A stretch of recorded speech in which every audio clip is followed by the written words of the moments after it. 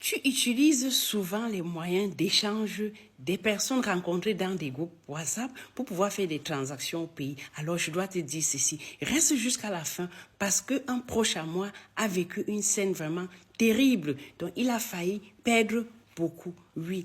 Dans les groupes WhatsApp, par exemple, tu vas avoir quelqu'un qui va te dire, j'ai par exemple deux bâtons au pays, je veux l'équivalent ici. Donc, tu vas te précipiter puisque tu veux faire cet échange-là. Tu vas pouvoir le faire dans la mesure où tu vas envoyer l'argent au pays. Mais parfois, ce qui est caché derrière, certaines personnes vont crypter les comptes des gens. Donc, quand tu vas faire comme ça, la personne va t'envoyer l'argent dans ton compte. Il envoie l'argent dans ton compte, tu reçois. Ton souci, c'est que tu as reçu ton argent que tu as remis au pays. Donc, tu n'as vraiment pas un souci. Mais, force est de te rendre compte que parfois plus tard, si cet argent était pris dans un compte où la personne a crypté ce compte, tu te trouves face au problème. Et l'Allemagne est très pointilleuse dans la mesure où elle contrôle un peu tout ce qui se passe. Donc, tu vas te retrouver. Ce proche à moi a reçu une lettre. Quand il a reçu une lettre, il devait être appelé à s'expliquer d'avoir pris l'argent dans le compte de quelqu'un.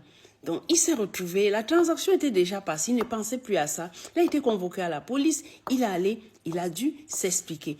Par chance pour lui, il avait les captures, les numéros de téléphone. Donc, on pouvait encore suivre cette personne-là avec qui il avait fait cette transaction d'argent.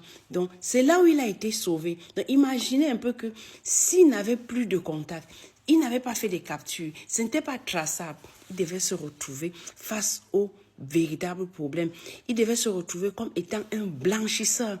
Donc, mes frères, mes sœurs, ne faites des transactions qu'avec des personnes que vous maîtrisez, qu'avec des personnes qui sont traçables. Parce que dans ce cas pareil, cette connaissance à moi devait se retrouver face aux graves problèmes. Donc, le fait qu'il a archivé tout, ça l'a aidé à pouvoir sortir de l'affaire. Imaginez combien de personnes tombent dans ces pièges-là et sont dans des problèmes aujourd'hui. Et l'Allemagne est très pointilleuse. Donc, bon à savoir, ne faites des transactions d'argent qu'avec des personnes que vous connaissez. Si vous ne maîtrisez pas la personne, mieux vous envoyez par les moyens, les tap-tap-send, envoyer gratuit.